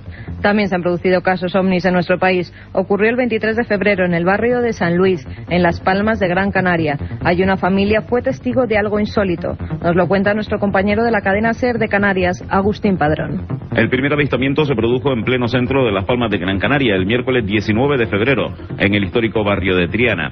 Manuel Sarmiento vio un resplandor sobre el mar a unos 2 kilómetros de la costa en un lugar donde habitualmente solo hay oscuridad a las 5 de la madrugada, casi 2 horas antes de amanecer. Justo una semana después, hace unos días, el pasado miércoles, el fenómeno se repetía. Manuel hizo guardia con su cámara de vídeo doméstica y grabó las 2 veces la sorprendente imagen. Vi una luz resplandeciente blanca, ¿sabes? Redonda. Y la verdad que me extrañó porque ni se movía, ni emitía ruido, ni nada de eso, porque, claro, un avión a las 5 de la mañana hace ruido y cogí la cámara, ¿no?, para acercarme a ver qué era eso. Y cuando vi que era una cosa redonda, pues cogí la cámara y empecé a grabar. Estaba entre el agua y el horizonte. El miércoles lo vi otra vez a la misma hora. Me estuve levantando toda esta semana, sería sobre las 5:20, 5:30 más o menos cuando me levanté y lo vi. Lo podía grabar mejor, ¿sabes? Lo grabé mucho mejor, ¿sabes? No tanto movimiento de la mano ni nada, ¿sabes? No me temblaba tanto el pulso. Agustín Padrón, compañero, Cadena SER Canarias, los corresponsales oficiales de este programa en España y en el mundo. Y vuelvo a decirlo, todos vosotros podéis ser informantes, colaboradores de Milenio 3, enviándonos vuestras noticias, comentándonos. Hay esa vía única ahora de comunicación. Milenio 3 con número @cadenaser.com. Milenio 3 con número @cadenaser.com. Esperamos todos vuestros comentarios, vuestras investigaciones, que seamos un gran equipo, una red de informadores para toda España y para todo el mundo. A veces en el mundo pasan cosas tan incomprensibles como la Biblioteca de Alejandría, que nos llevan 3 años diciendo que se va a inaugurar, y de repente, casi, bueno, recordando su más infame pasado, va y se incendia, Carmen. Exactamente, y que ayer día 2 de marzo se produjo un incendio en la Biblioteca de Alejandría, que fue inaugurada en octubre del año pasado, sucediendo así a la antigua biblioteca desaparecida hace casi 16 siglos. Al parecer, un cortocircuito fue el que provocó que la 4ª planta del edificio, donde se encuentra el área administrativa, comenzara a arder. Según el director de la biblioteca, la sección en la que se encuentran los libros y documentos históricos no fue alcanzada por las llamas. También el Museo de Antigüedades, el Museo Científico y la Sala de Exposiciones se mantuvieron a salvo. Lo que es difícil de creer, pero los teletipos así lo afirman, escuchad bien todos, es que Isaac Newton, que desde luego no era ningún Nostradamus, ni ningún profeta, dicen que predijo un fin del mundo hacia el año 2060. Según ha asegurado la televisión BBC, obra en su poder un documento escrito por Newton, en el que predice, según cálculos basados en la Biblia, el fin del mundo para el año 2060. Al parecer, el documento fue hallado en una colección sobre Newton, que se halla en la Biblioteca Nacional Judía de Jerusalén. Por su parte, Rafael Weiser, director del Departamento de Manuscritos y Archivos de la biblioteca, ha asegurado que él no ha visto nunca este documento, aunque apunta que tampoco llegaron a examinar totalmente los manuscritos. Newton es famoso por haber formulado la ley de la gravedad, pero también era un teólogo que escribió muchas notas sobre temas bíblicos. La BBC asegura que estudió la Biblia durante más de 50 años tratando de descubrir lo que él creía que eran las leyes secretas divinas del universo. Él y muchos otros intentaron ver esa mecánica oculta del cosmos que se decía. Bueno, veremos qué clase de investigaciones hay. Y nos vamos con un documento extraño. Alguien que intenta suicidarse porque su novia, siempre en noticias tan insólitas como estas, se niega a algo que nos parece comprensible, a no vivir en un cementerio. Un joven trabajador egipcio resultó con quemaduras de consideración al tratar de suicidarse a lo bonzo después de que su novia rechazara casarse con él al saber que iban a vivir en un cementerio. Pero esto no es extraño en Egipto, Iker, donde cientos de miles de personas se ven obligadas a vivir en esos cementerios al no disponer de recursos para adquirir una vivienda. El joven vivía en una habitación del Camposanto que compartía junto a sus padres. Realmente, bueno, digamos, estigma de un pueblo que fue absolutamente generoso y genial con la humanidad, lo decíamos en la Biblioteca de Alejandría, y que ahora también se reduce casi a escombros en algunas barriadas. Conocemos bien, por ejemplo, la ciudad de los muertos del Cairo, y bueno, auténticos lugares donde el cementerio es la vida. Sintonía de despedida que nos pone don Carlos Nicolás quiere decir que hay un montón de mails esperando en milenio3@cadenaser.com. Carmen. Sí, como uno que nos escribe, que es camionero, dice que le llaman en nombre Chaleco y que le mandemos un saludo desde este programa. Pues Chaleco. Ahí va un saludo de tu parte y un beso de la mía. Y de todo el equipo, Chaleco, además una prenda muy de investigador, sí señor. Fantasmas de Granada, nos pide Jesús Pulido Chacón, sobre una leyenda que trata de un fantasma en la calle Mesones de Granada. Hombre, calle Mesones, Diputación de Granada, hicimos un programa de 1 hora con todos los documentos. Un detalle bonito es que nos llegan un sinfín de mails, pero hablamos de decenas y a veces centenares de mails con temas que ya hemos tocado. Buen detalle, porque quiere decir que os estáis incorporando. A veces el cielo nos da sorpresas. Esas sorpresas a veces no se cuentan habitualmente. Por ejemplo, menudo regalo de Reyes para una familia de Puerto Rico. Aquí en España no se ha contado absolutamente nada.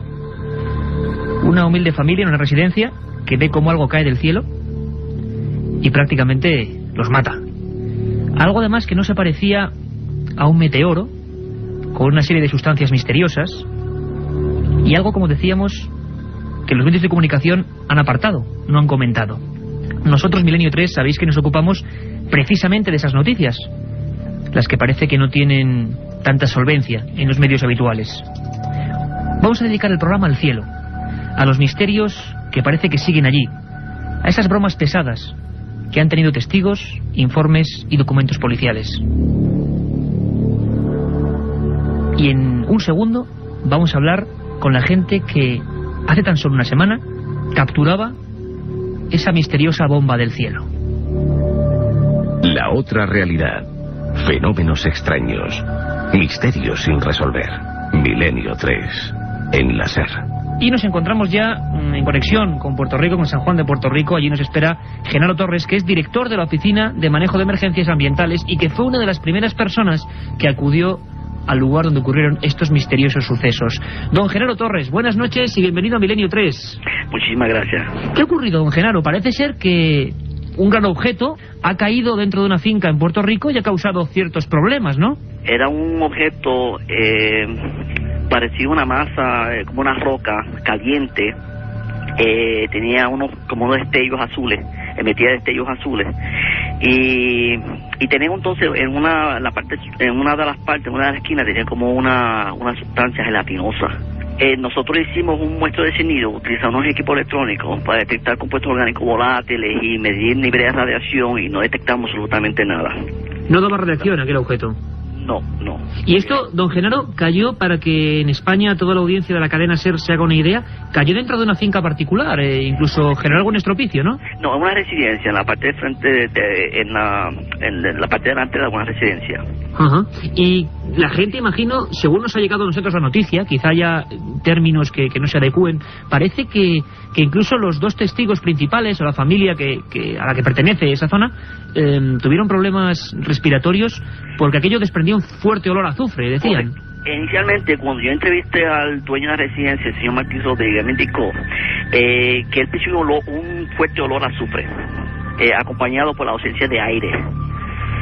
Posteriormente ellos revisaron el interior de la residencia para cotejar si había ocurrido algún cortocircuito y no encontraron nada normal. Sabemos que es poco tiempo el que ha transcurrido, pero ¿se tiene alguna hipótesis? ¿Creen ustedes que puede ser algo concreto? ¿A qué se puede deber esta caída de esta especie de masa?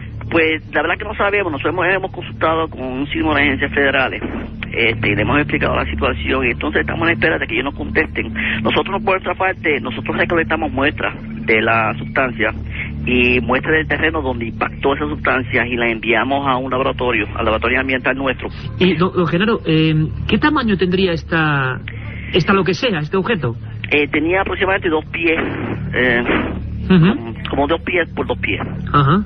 O sea, un objeto relativamente... El tamaño de una bola de baloncesto, más o menos. Ajá, como una bola de baloncesto. ¿Y qué pensaba la gente, las personas que estaban allí? ¿No le daban explicación? ¿Estaban nerviosos? ¿Qué les decían ustedes? Sí, inicialmente estaban nerviosos porque realmente pues ese fuerte olor a azufre, después los destellos azules, la ausencia de aire, ese tipo de cosas, pues una palma adyacente que se habían quemado las hojas, la grama de vegetación quemada. Claro, ellos pensaron pues que era un objeto extraño que había caído del cielo y estaban sumamente preocupados porque incluso cuando ocurrió eso ellos se acercaron a un objeto sin saber qué era. Y en esos casos así, cuando hay una sustancia, un objeto desconocido, pues claro, no se debe acercar. Debe ser tomar precauciones y notificar a las entidades pertinentes. Y ahora mismo, don Genaro Torres, director de la Oficina de Manejo de Emergencias Ambientales en San Juan de Puerto Rico, ¿este objeto dónde está? ¿Se ha trasladado a algún lugar o se ha fraccionado o se han cogido muestras? ¿Dónde está exactamente? El objeto se encuentra aún en el mismo lugar donde impactó. Nosotros aislamos, se le colocó unas barreras alrededor para evitar el acceso de personas que no tienen nada que ver con el objeto. Y entonces estamos en espera, como indiqué, de recibirle este resultado para entonces determinar qué es lo que se va a hacer finalmente. Don Genaro, pues muchísimas gracias. Esperemos que pronto haya una solución. De vez en cuando el cielo nos arroja estas sorpresas y le agradecemos muchísimo haber estado con todos nuestros amigos españoles allí desde San Juan de Puerto Rico. Un abrazo muy fuerte. Muchísimas gracias. Milenio 3. Periodismo de lo desconocido. En la SER. Primer día, llegada al hotel y alojamiento. Segundo día, ruinas de Petra y pistas de Nazca. Tercero, Sábana Santa de Turín, pirámides de Egipto. Ninguna agencia te ofrece un viaje como este, lleno de misterio y aventuras. Solo Iker Jiménez te lleva a las fronteras de lo imposible. Un viaje de 150.000 kilómetros que recorre el lado más enigmático y sorprendente de la historia. Fronteras de lo imposible, de Iker Jiménez, publicado por Editorial Edad. Milenio 3, con Iker Jiménez, en la cadena SER. La noticia estaba en el otro lado del mundo y ahí estaba el micrófono de la cadena SER con el trabajo de producción de este equipo. 5 de enero, algo cae del cielo. A lo largo de este siglo y del pasado, por supuesto, han ocurrido hechos parecidos y a veces sí, luego lo comprobaremos, se tomaba constancia de ellos, incluso a nivel oficial. En España, y seguro que muchos lo recordáis, hace unos 2 años, cuando empezábamos el 2000, pues nos vimos asolados por una extraña lluvia de fragmentos de hielo. A día de hoy todavía no hay una solución concreta para ese fenómeno. Pasa como con muchas cosas, ¿verdad? No nos acordamos ya, pero ocurrió y pasó. Hubo una persona científica, jefe del Laboratorio de Geología Planetaria, Jesús Martínez Frías, que fue el individuo que, además igual mucho lo recordaréis, con una maleta, una especie de nevera, iba a esos lugares, cogía los datos, cogía las muestras y empezaba los estudios. Todavía no han finalizado. Esto es lo que nos recordaba Jesús Martínez Frías sobre aquel misterioso fenómeno. Bueno, en España el principal problema que tuvimos fue que hubo muchísimos fraudes y muchas bromas que desde luego pues desnaturalizaron el fenómeno en sí. Pero bueno, claro, si hay fraudes pues con hasta con el Antrax, ¿cómo no lo iba a ver con esto, no? Pero eso no quita para que existieran casos reales como los que nosotros verificamos. De hecho, no es que los hayamos verificado en un informe oficial institucional, sino que ya forman parte de la literatura científica en las revistas más prestigiosas. Es decir, que nosotros seguimos trabajando en este tema y efectivamente en España se produjeron algunos casos. Nosotros fuimos muy rigurosos y verificamos solamente 6, descartamos aquellos que no tenían todas las garantías, y el mayor en aquel momento fue uno que cayó quiero recordar en Chilches, en la zona de Castellón, de aproximadamente 4 kilos. Pero posteriormente nosotros hemos verificado otros. Hasta el momento el mayor verificado caído en España es uno que ha caído precisamente, ya el año pasado, en enero de 2002, en Soria, de más de 16 kilos.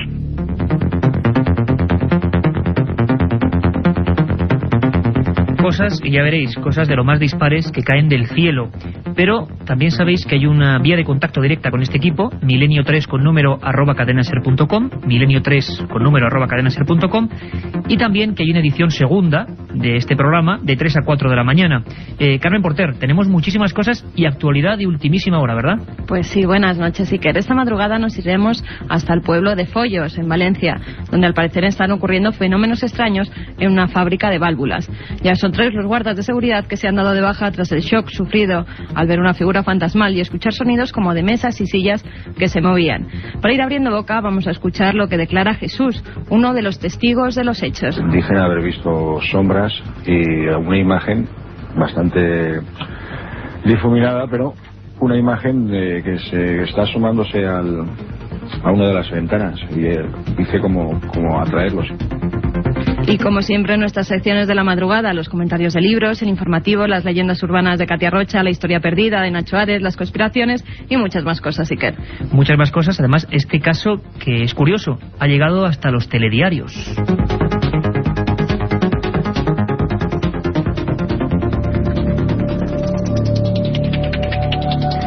Seguro que muchos habéis hecho memoria, objetos que caen del cielo, aquellos aerohielitos que ya no tienen nombre científico real y que siguen siendo un auténtico enigma. Pero yo he querido poner a trabajar a todo nuestro equipo de corresponsales y colaboradores desde España.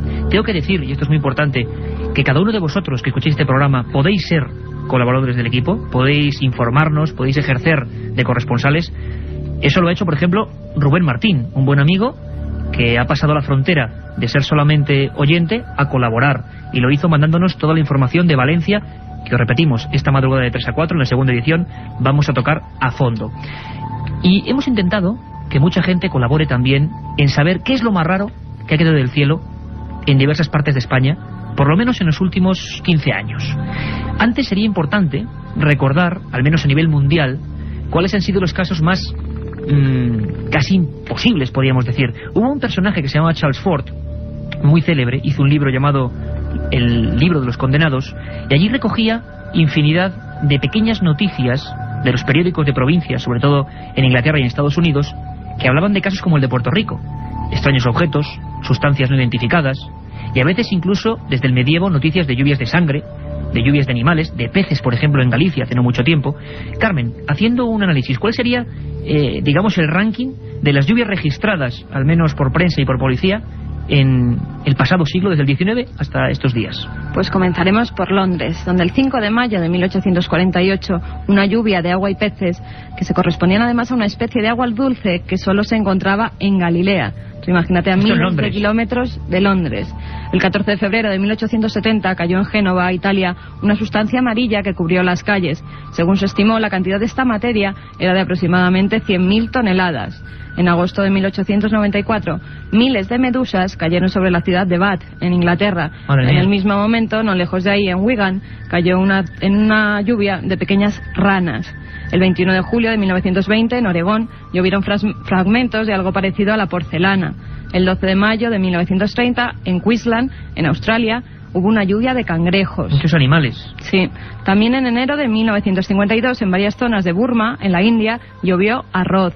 2 años más tarde, en 1954, en California, cayeron trozos candentes de hierro fundido. Y así un sinfín de, incluso, carne, sangre, telas de araña. Sí, en Brasil, por ejemplo, carne y sangre, el 27 de agosto de 1968.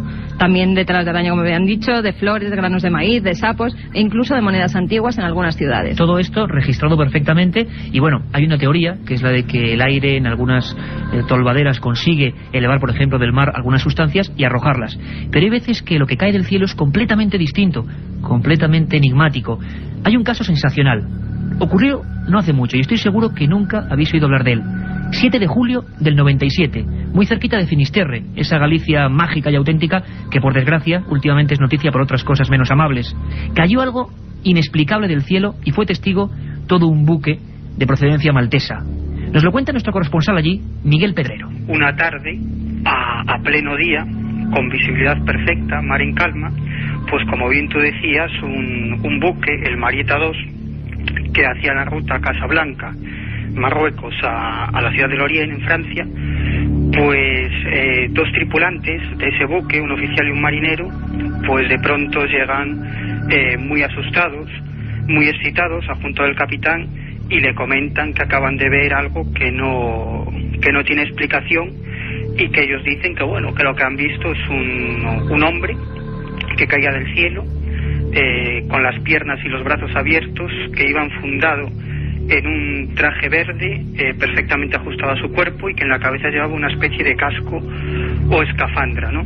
Este ser pues cae al mar y bueno, y según parece pues se hunde en las aguas, ¿no?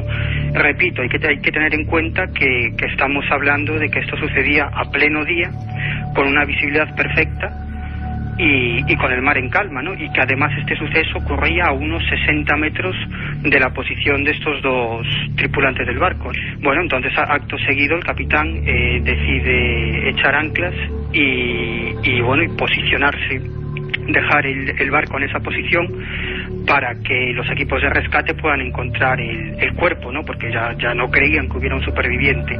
Efectivamente hace una llamada, hace el capitán una llamada al Centro de Salvamento Marítimo de Finisterre, y el Centro de Salvamento pues moviliza 2 helicópteros, el Pesca 1, el Helimer Galicia, una lancha, la lancha Salvamar Atlántico y el remolcador Ría de Vigo, que llegan a la zona, y las primeras noticias que trascienden a la prensa es que no encuentran nada, ¿no? Ocurrió muy cerca de Finisterre, 7 de julio del año 97. Y muchas veces cuando los investigadores, periodistas, se acercan a husmear, a intentar conseguir información, se encuentran, como en este caso, con la consigna del silencio. Esto fue lo que pasó en el asunto del hombre verde, como se conoció en aquella época en los medios regionales gallegos. Quizá a nivel nacional no se ha hablado nunca de este asunto. Silencio, bocas selladas y orden de no hablar.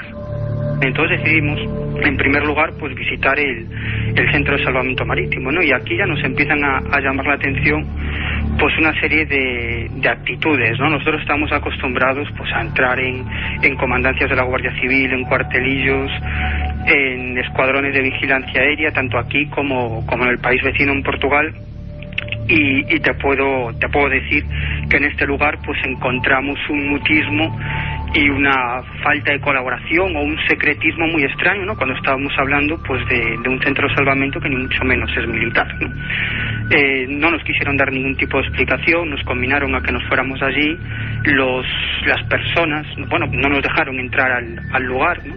Y entonces decidimos esperar fuera que salieran algunos de los trabajadores, ¿no? Y pudimos ver desde fuera cómo se les indicaba a estas personas que no nos hicieran ningún tipo de declaraciones. Esto nos sorprendió, pero más sorprendente todavía fue las declaraciones que conseguimos de Miguel Díaz Piñeiro, que es el director o el presidente de la Cruz Roja del Mar de Finisterre, ¿no?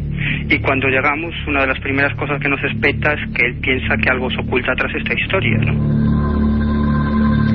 Como tantas otras veces, algo se oculta en una de estas historias misteriosas que realmente, bueno, es mejor a veces pasar de largo sobre ellas, aunque siempre, también, y es de agradecer, hay periodistas que persiguen estas otras realidades. ¿Qué pasó? ¿Quién era? Una hipótesis oficial, que cada uno la valore como quiera, era que pudo ser un globo, un gigantesco globo verde, que cayó allí, a tan solo 60 metros del barco. Lo más interesante quizás es que ese globo, con todo el operativo de despliegue, pues no se capturó nunca. tampoco a ningún hombre. Bueno, una imagen extraña, unos navegantes completamente aterrorizados. Seguro que muchos de vosotros estáis preguntando, bueno, ¿y alguno de estos objetos alguna vez, por ejemplo en nuestro país, ha agredido a alguien? ¿Hay constancia de ello? Hay constancia. Mediados de los 90 tenemos el último herido por un objeto que cayó del cielo, así de claro, un hombre con muy mala suerte. Y para quien crea que todo esto ocurre en lugares solitarios, aislados, aquí viene este caso. Hemos contactado con un buen amigo, con Francisco Contreras Gil, que estudió punto por punto el que se llamó extraño meteoro de Getafe. Se metió dentro de un coche y estuvo a punto de matar a una persona concreta. Escuchamos a Francisco. Todo ocurría el 20 de junio de 1994, cuando José Luis Martín circulaba con su BMW por la autovía de Andalucía, dirección a la localidad madrileña de Getafe. A media tarde, en ese momento, una masa incandescente, un pedrusco, atravesaba el parabrisas del BMW, golpeaba en el volante y en el brazo derecho de José Luis para posteriormente aterrizar, entre comillas, en la parte posterior del vehículo. El caso fue todo un espectáculo, nunca mejor dicho mediático, porque José Luis Martín se convertía en la cuarta persona agredida de forma meteórica, entre comillas, durante el pasado siglo XX, un hecho casi irrepetible. Yo me acuerdo cuando estuve hablando con los técnicos, con el servicio técnico de BMW, el volante quedó completamente destrozado y uno de los mecánicos, Adrián Cruz, creo recordar, me decía que era prácticamente imposible ni siquiera doblar o destrozar ese volante a base de martillazos. Pero la parte o el gran enigma, la parte enigmática de todo este caso vino posteriormente cuando Jesús Martínez Frías, miembro del CSIC, doctor en geofísica, abrió una investigación para estudiar qué clase de meteorito era. Hasta el día de hoy nadie ha podido, o todavía no se puede conocer con toda rotundidad qué clase de materiales tienen esta roca. La otra realidad. Milenio 3. En la cadena SER. Aparte de gozosos, dolorosos, gloriosos, los misterios de la Iglesia son sorprendentes e inexplicables. La periodista Carmen Porter te ayuda a desvelarlos en Misterios de la Iglesia, una obra que saca a la luz los episodios más impactantes del fenómeno religioso. Exorcismos, apariciones, cuerpos incorruptos, estigmas. Misterios de la Iglesia, de Carmen Porter, publicado por Editorial Edad.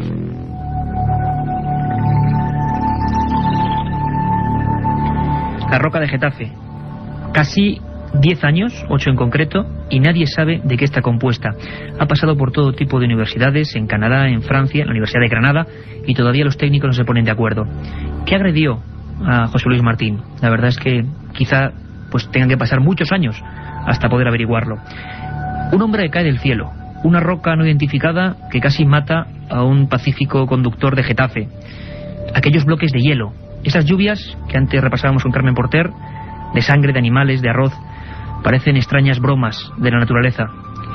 Pero si podemos elegir un caso que ya creo que colma toda la expectativa en cuanto a lo misterioso y a lo insólito, tendríamos que irnos sin duda alguna hasta Santander.